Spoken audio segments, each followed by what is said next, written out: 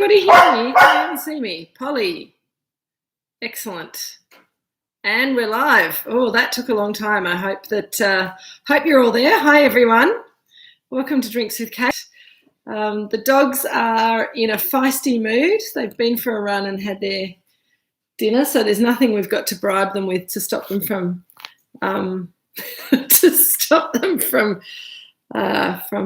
barking. And Polly's got a squeaky ball as well. So if you hear squeaking in the background, it's not a mouse, it's Polly and a ball. Hello, Cotty and John. How you going? G'day, Shell. Thank you. I know I feel much more like myself again now. It's a complete relief. Thank you. Great to see you guys. And I have to say, Shell, I hope you didn't mind me using your beautiful picture of the last time we tasted this. Thanks, Cotty. Last time we tasted this wine, actually I promised Richard that I would sit over this way a little bit so you can see that he lit a fire for me. And there were complaints from the parentals last week. There we go. That's a slightly different. That's not a great angle. There's Polly's tail. Hi, Polly. Yeah. So hi. So Richard's lit a fire from me, and now you can see it. So I'll sit a little bit over here. Oh, Ryan, great to see you. Thanks for joining us for the first time. How awesome. Welcome. It's always nice to have a newbie. And I believe that, so just a little bit of, I'm a bit confused at the moment because I've got so many tastings going on at the moment. This is my favourite one, of course, because it's you guys and it's relaxed. After we finish this, I've got to scuff down some dinner and then run up to 10 Minutes by Tractor. We're doing a Zoom tasting with Wine Australia, and there's, I think, 6 or 7 of us Mornington Peninsula producers all showing a Pinot Noir, and it's streaming to the UK, and we've got about 40 UK journalists and wine writers and retailers and educators tasting the wine along with us, and then we've got a whole lot of other people who are watching it, so that's really exciting. Hello, Emily. Lovely to see you guys, Emily.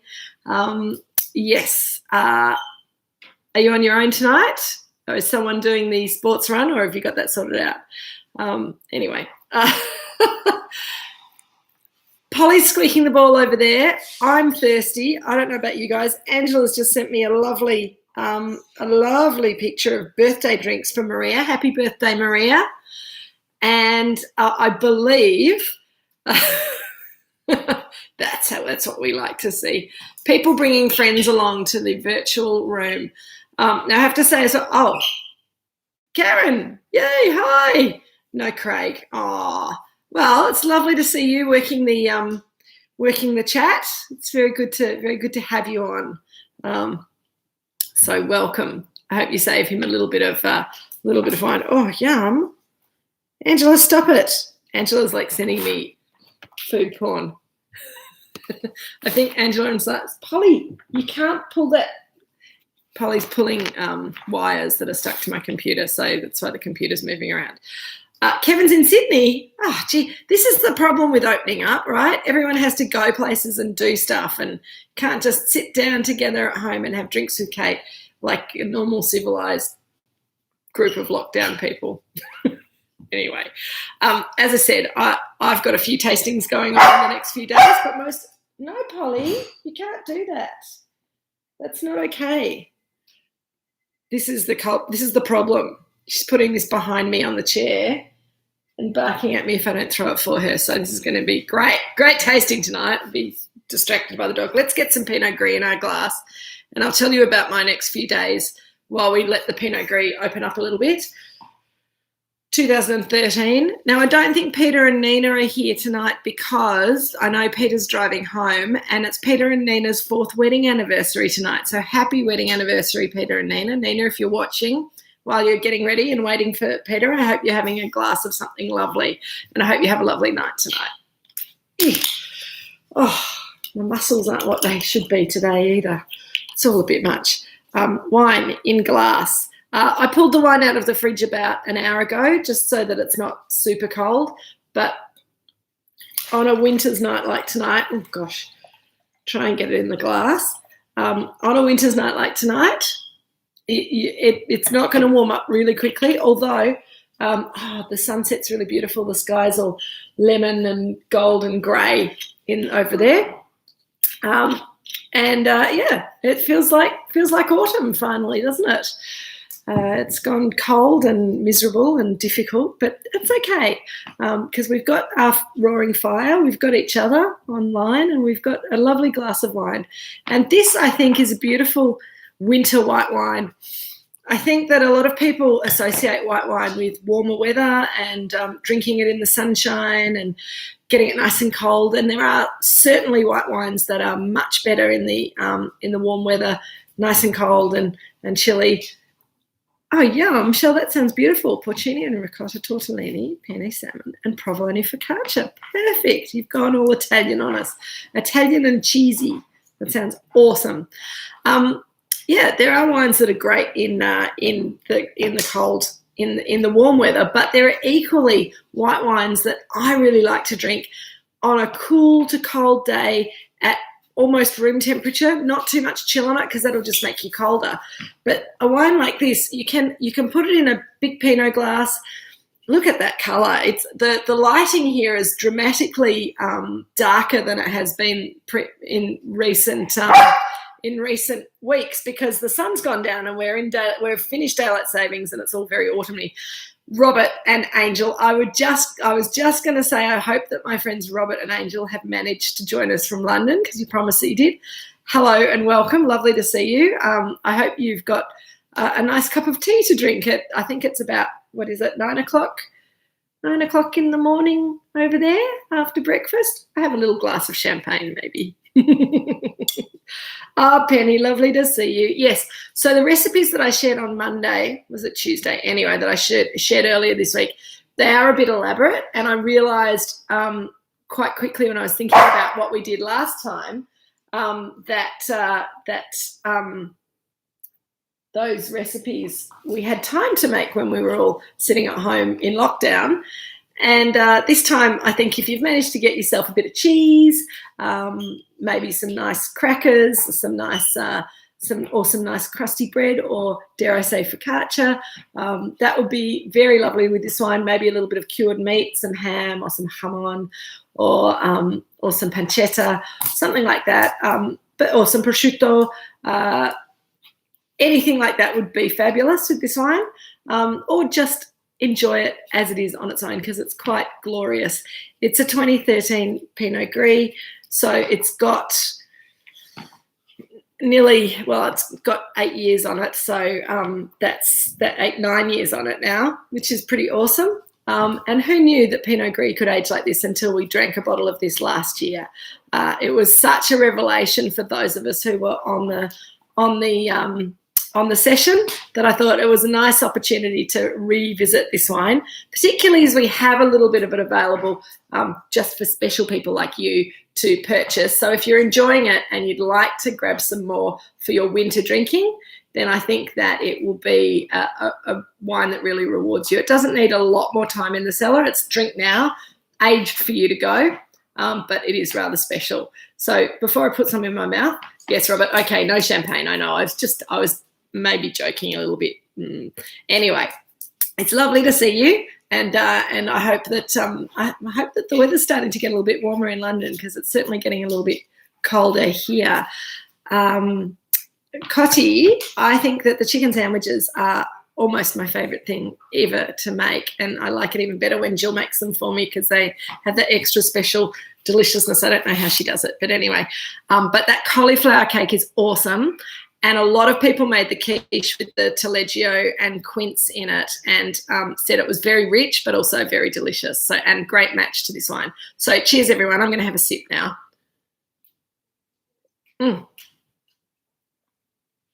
Perfect temperature. Oh, cool. Yeah, Robert, I think so yeah, for those of you who are not reading the comments, Robert's just pointing out that that they're drinking some 2005 Pinot Gris from Alsace. Most of the bottles are good. At that sort of age, you just never quite know, particularly under cork. I think we've got an advantage over them with our screw caps. They kind of keep things fresher.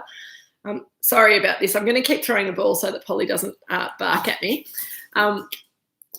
Hello, Jeff and Sue. Lovely to see you. I hope you've got a bit of wine in your glass. I was talking to Sue earlier. I know you've had a bit of a crappy day, but anyway, cheers to you guys. But Penny, good question. I'll answer that in a second. But Pinot Gris, as we discussed last year, and as I keep saying, I'm going to keep saying it till I'm blue in the face, but Pinot Gris, when it's grown in the right place and it's grown with love and it's treated with respect, so not overcropped, given the sort of care and attention that you give to Pinot Noir and Chardonnay, for example, and then made in a way that it encourages it to keep developing with aging. We leave it on its full yeast lees and solids. It's fermented in old oak and spends about 8 months in barrels. So we've started out with really beautiful wine, and then we let it evolve and develop slowly. It's got great natural acidity, beautiful pH, really nice level of alcohol, and some beautiful phenolics as well in the wine. All of those things come together to help the wine not only be a delicious young wine, but also evolve and age slowly and be a wine that can age and that can be drunk 8, 10, 15 years down the track. And I think that's something that a lot of Australians don't realise about Pinot Gris, because a lot of Australian Pinot Gris is made in a very different way. It's made pressed off quickly and fermented quickly in stainless steel. Sorry, my screen's gone all dark, so I hope you can still see me. Some moody lighting. I think the computer's trying to adjust to the fact that there's a fire and there's lights and anyway, it's a bit dark in here. Oh, g'day, Jack and Zach and Hannah. Lovely to see you. How are you going, Hannah? Haven't said hello to you the last few times, but I do know that you're there. It's always hard to remember to say hello to everyone, but it's ace to have you all here.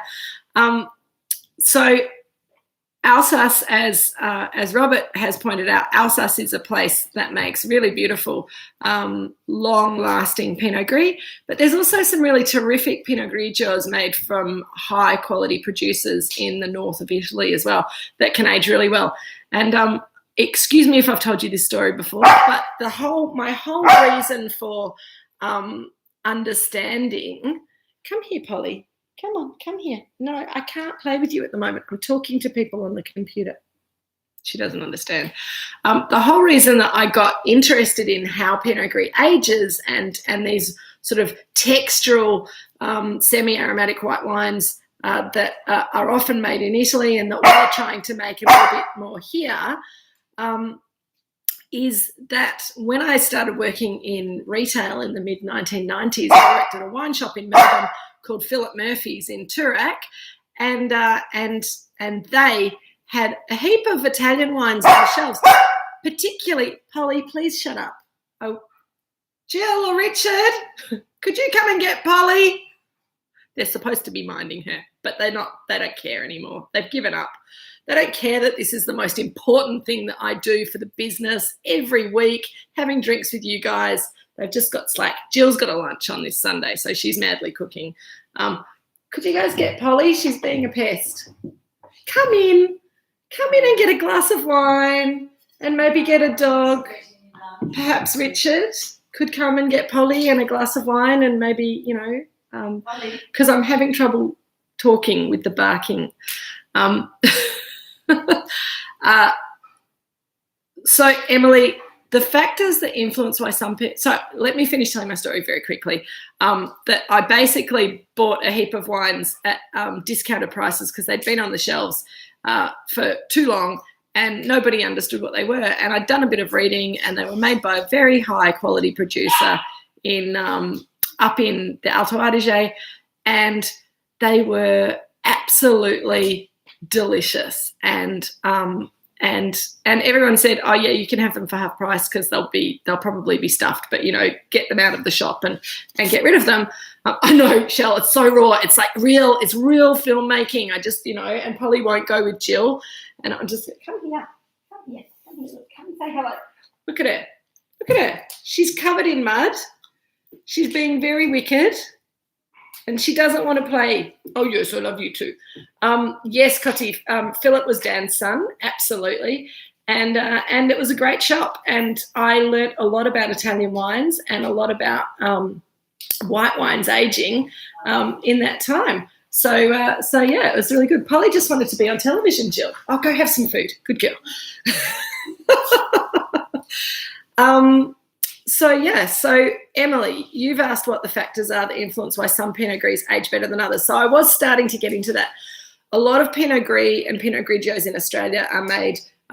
So a lot of people will tend to treat Pinot Gris a little bit meaner than they treat varieties that they see as being more noble varieties like Pinot Noir and even Chardonnay these days. So they will they'll allow bigger crops to evolve on each of their vines, and they'll maybe add a bit more, they'll irrigate a bit harder to help the vines to get things ripe. But that means that you get more dilute flavours first of all in the fruit. Sometimes if they want to make a crispy, crunchy, low flavoured Pinot Grigio style of Pinot Gris, they'll pick the wines early then as well. If you're hearing noises over there, Jill's just trying to barricade the swinging door so that Polly can't get back through. I'll be interested to see if it works. So they'll pick the grapes a little bit earlier, so they'll be higher acid but less flavour, and really importantly, less phenolics. And the phenolics are the characters that are in the skins of the Pinot Gris. And when you've got ripe phenolics and they get into the wine, then they act like tannin does in red wine. They're basically the same thing, but we call them phenolics in white and tannins in red because we work them harder in red. Anyway, the phenolics are sort of the solids, and they will give the wine more structure and more ability to age, and they'll change as the wine ages as well. And so to make a Pinot Gris that has good aging potential, you need to have a low crop. You need to have the grapes at the appropriate level of ripeness. So you need to get them quite ripe so you get good flavour and good phenolics in the skins, ripe phenolics in the skins. And then you need to treat the grapes with care and attention in the winery. And what we do is we hand pick everything. It goes straight, we cool them down, because often when we're picking in February or March, it's a little bit warm. So we want to cool the fruit down first, and then we start processing it. So the Pinot Gris bunches go straight into the press, and we press very gently to remove the juice from the skins and the stalks of the Pinot Gris. That juice we allow to oxidize a little bit as it's coming out of the grapes and going into a tank. So we don't protect it too much, because if you protect juice and grapes too much from oxygen, then the wine itself will react very quickly to any oxygen and will age quicker. Whereas if you do a little bit of oxygenation of the juice and the wine before it is fully fermented, or before it starts fermenting, then you actually drop out some of the easily oxidizable characters, and the wine will be more stable in the end. Cotty, we cool the fruit. We've actually got a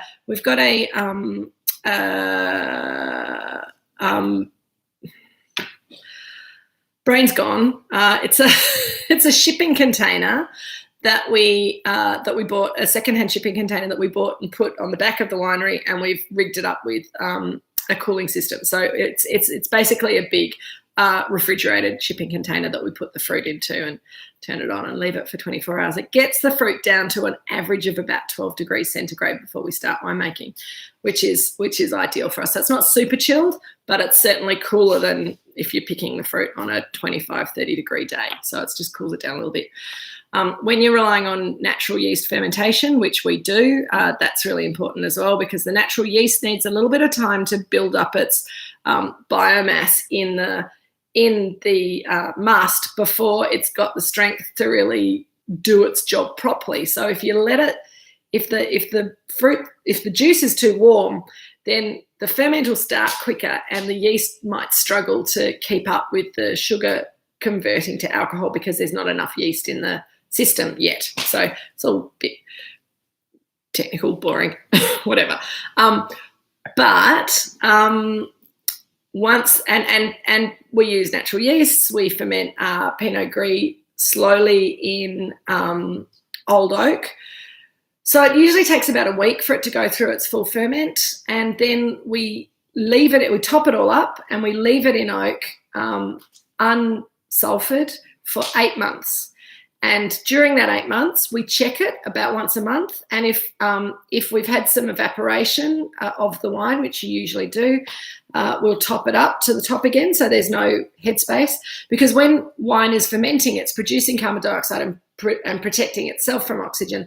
When it stops fermenting, then it'll be susceptible to oxidation, and you don't necessarily want that. Yeah, we do, Robert. Everything gets cooled. In fact, our winemaking is it's kind of fairly similar all across the board.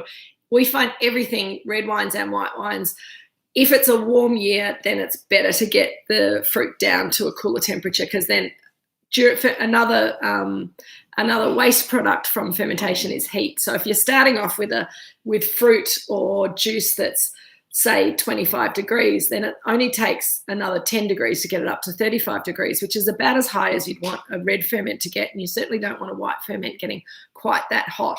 So if you start off at 12, then you've got a lot more time for the wine to heat itself up while it's fermenting, and also to cool itself down if there's some cooler weather. So it regulates the temperature better if you start off with a cooler must before you start fermentation.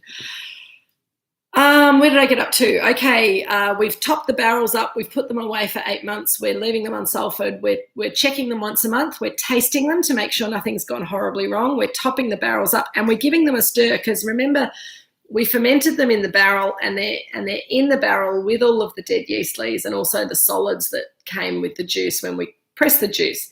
And that's exactly the same. I know I've used this analogy before, but I can't think of a better one. When you make freshly squeezed orange juice and you leave it to sit, all of the pulp drops to the bottom and you get the sort of orange juice serum on the top. Grape juice is exactly the same. There's bits of solids in the grape juice that slowly drop to the bottom, and we want to stir them up so that they're circulating through the wine and adding more of those lovely phenolics, as well as some other savoury characters from the yeast breaking down. It's called yeast autolysis. All of those things are important for adding both complexity and depth to a Pinot Gris, but also giving it the tools to be more able to age slowly.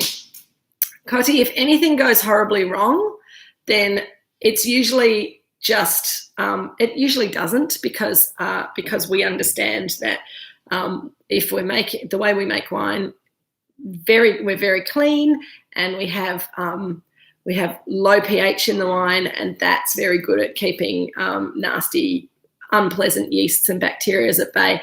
So it's usually pretty safe, but if anything does go horribly wrong, then it goes down the drain. It's a barrel, and that's why fermenting all of our white wine in barrels means that we've got a whole lot of sort of 900 litre mini batches of wine. So if one barrel goes wrong, then it doesn't matter. What bread am I telling you about, Penny? I've forgotten. I'm so confused. I'm sure I said something about bread in my email, but I can't remember what I said. You're going to have to remind me. So after 8 months, the wine also goes through another conversion. It's a malolactic conversion. We've talked about this before as well, which is just changing the malic acid to lactic acid. Malic acid is tartar and less stable. Lactic acid, oh yes, thank you, Penny. I'm coming back to it, I promise. Lactic acid is slightly softer than malic acid and creamier, and it doesn't want to become anything else. So it makes for a more stable wine if you allow all of the malic acid to convert to lactic acid in the wine. What you have to be aware of is if you've got lots of malic acid and not enough tartaric acid, which is the other natural acid in wine, then the wine might get too soft. The acid might be not enough acid to balance the wine anymore, and it could get too fat and creamy. And so where we grow our grapes and the way we make our wine, we find that we get in most years really lovely low malic acid levels in the juice of the grapes, and that converts to relatively low lactic acid in the finished wine, so we can do 100%.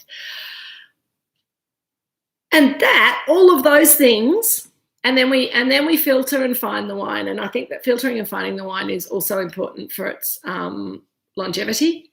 It takes some particles out. It also takes out a little bit more of those agents that sometimes oxidize a bit faster in the wine and makes the colour a little bit brighter.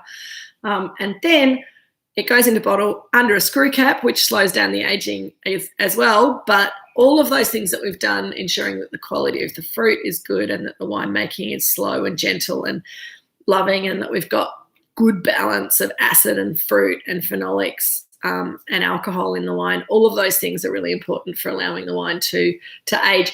Often the answer to how do you know whether a Pinot Gris is going to age well is you probably don't. But Emily, often it's the more expensive Pinot Gris that are going to have more potential to age, because they're more expensive because they've had more winemaking, more work done to them to try and make better wine. Usually, it's not always the case, but usually it's. Okay, Penny, Jill's sandwiches. Jill's sandwiches, she traditionally, hello Richard, you've managed to quell the barking dogs. Well done. Congratulations. You can have a glass of wine. He's hiding out of shot, but he's right there having a glass of wine. So Penny, Jill's chicken sandwiches, she uses sliced white sandwich bread, and she prefers to use it when it's a day old because it tends to be a bit too squishy when it's fresh. Sounds awful. And you can absolutely make the chicken sandwiches with home baked sourdough, wholemeal, beautiful bread. But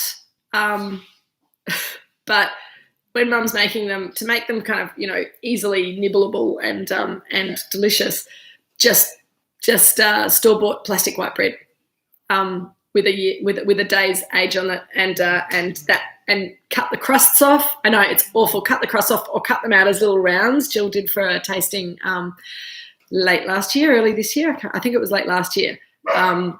Emily was definitely at that one. I think there were some others. But yes, cut the crusts off, and it really just magnifies the deliciousness of the chicken filling. The bread's not really the hero in this recipe. It's the chicken filling. The bread's just something to kind of hold it together. Cotty, this wine definitely has some savoury aromas. Yes, Jeff, Richard's bread is also sensational, and it makes, if you make a chicken sandwich with Jill's chicken sandwich mix with a heartier bread like Richard's bread, it makes a much heartier sandwich. Is kind of something that you kind of have to hold with both hands and whereas the little ones with the plastic white bread, you can just eat them with 2 fingers and nibble them at a cocktail party. Reggie's not liking the change of temperature, Shell. He's already gone to bed. I don't know. Last week it seemed to be not quite dark when we started, and this week it was completely dark, partly to do with the gloomy weather that we're having. But yeah, anyway, Reggie's in bed. I think the cats are out and about and inside, and the dogs are settling down for the night, I think. So I know, and he's lost all his beautiful tail, so he's a bit grumpy at the moment, a bit sad. But Cotty, I do think that this wine, with the age on it as well, so when our Pinot Gris is young, and we'll have a bottle of young Pinot Gris probably in the next box, we're just about to release the 17, and I know that's not very young compared to other people's. I don't know if you heard that noise, but that was just Polly breaking through the barrier that Jill had. Hello, Polly, did you get through? It was like a chair and things all hanging up. And crazy stuff. That's hilarious. So anyway, I can't even remember what I saw. That was very, very funny. So raw, Shell. I know, right? That's absolutely right, Emily. It's not. So people kind of go, oh, Pinot Gris, that's a summer wine. Get it really cold. She is. She is. She is. I've got a friend from England trying to call me. I'll have to call her back. I'll just put the phone over there. Poor Karen. I would like also to raise a glass to Karen, who's trying to call me. None of you know her. She's one of my best friends in England, and her mum just died overnight, so she's trying to call me to talk to me. I'll give her a call back in a few minutes. But to Karen's mum, cheers.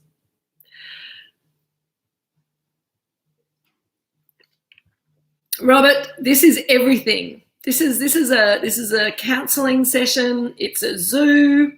We sometimes talk about the wine a little bit.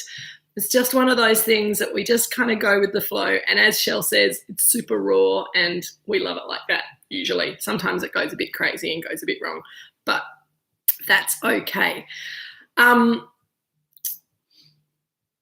Pinot Gris, like this, is great, cool weather wine. A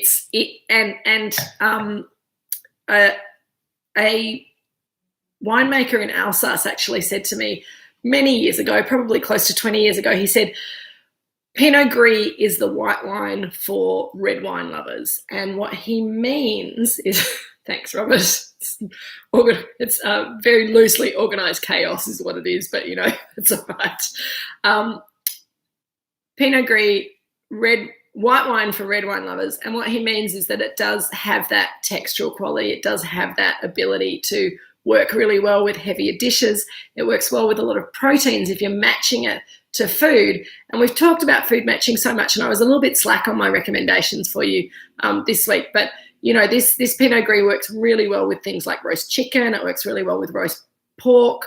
It does great things with sort of mushroomy dishes. So it can take the place of Pinot Noir as a white wine, but still has enough weight and body and texture to kind of get away with it with those foods. So it is really it's very versatile, and it's my passion. I love all of our wines. I think that this wine is a wine that I think gets underrated and underrepresented, and sort of people look down their noses at Pinot Gris a lot, particularly in Australia, and I'm working one bottle at a time, one glass at a time, on trying to change that for higher quality Pinot Gris. So yeah, I think it's a beautiful wine.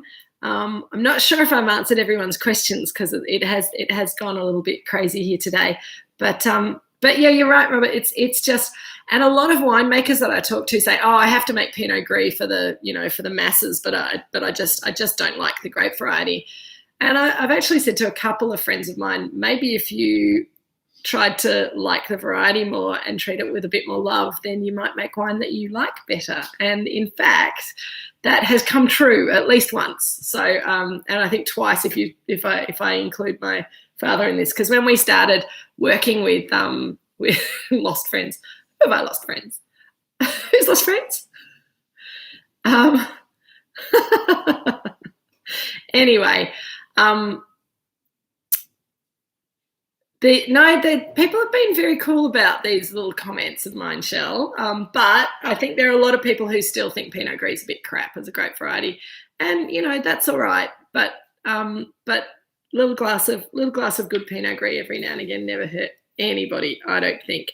And it's a great white wine going into this, going into the cold snap that is autumn on the Mornington Peninsula at the moment. Well, guys, it's been awesome.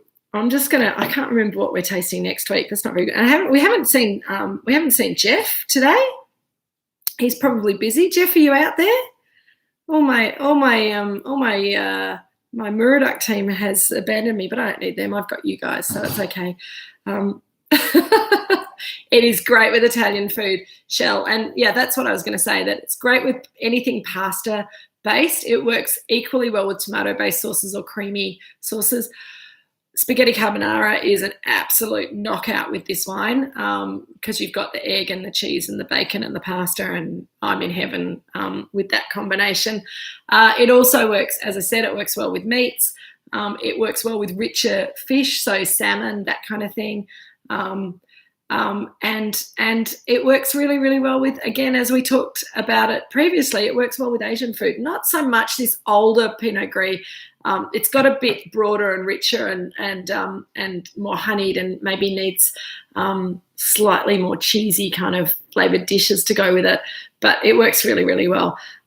Thank you so much, everybody. What are we tasting next week? Does anybody know? I don't know. I'm just going to look it up on our website. So if anyone's got any other questions, speak now or forever hold your peace. Thank you, Emily. I'm looking forward to my tasting later tonight. It will be fun. I'm doing another one. It's a big week of tastings, actually. I was going to tell you, as well as the tasting tonight for London, I'm then doing another tasting for you UK followers, Robert and Angel. I think you're the only people from the UK who are watching tonight. We are doing a tasting on, it's Friday night your time. It's 4 a.m. Saturday morning my time. You're welcome. I am going to endeavour to look chipper. I don't know whether I'll be able to actually taste wine at 4 a.m, but I'll certainly be able to talk about it quite extensively. So I'm looking forward to that. And then on Sunday, we've got a lunch at Moorooduc. Jill's lunch. She's doing osso buco and risotto milanese for main course, and a lovely pea and something yummy soup. Anyway, we've got one table for 3 or 4 people that has just come up last minute. So if anyone's ruining the fact that they didn't book a table and think they've missed out, this is your chance. Ring Linda tomorrow or send us an email, and whoever gets in first, it's yours. So it'll be great fun. Thanks, everyone.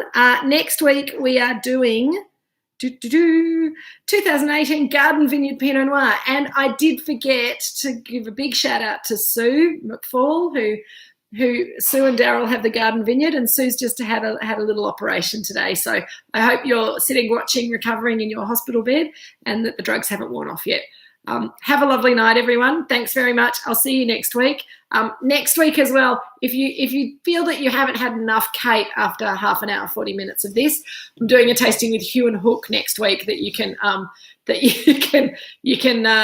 tune into as well. So just check that out on Hookline's website. Until then, enjoy your Pinot Gris, enjoy your snacks. It's been awesome hanging out with you guys again tonight. Cheers, and thanks very much for joining us from near and far. See you soon. See you, Ryan. See you, Shell. Bye, Jeff and Sue and Karen. Awesome to see you, Penny. Thank you, Dale. Lovely to see you popping up right at the end. Shell, Cotty, Emily, everyone out there, Penny and Robert and Angel. Thank you so much for joining us. Cheers. See you tomorrow, Robert and Angel. See you later, guys. Cheers.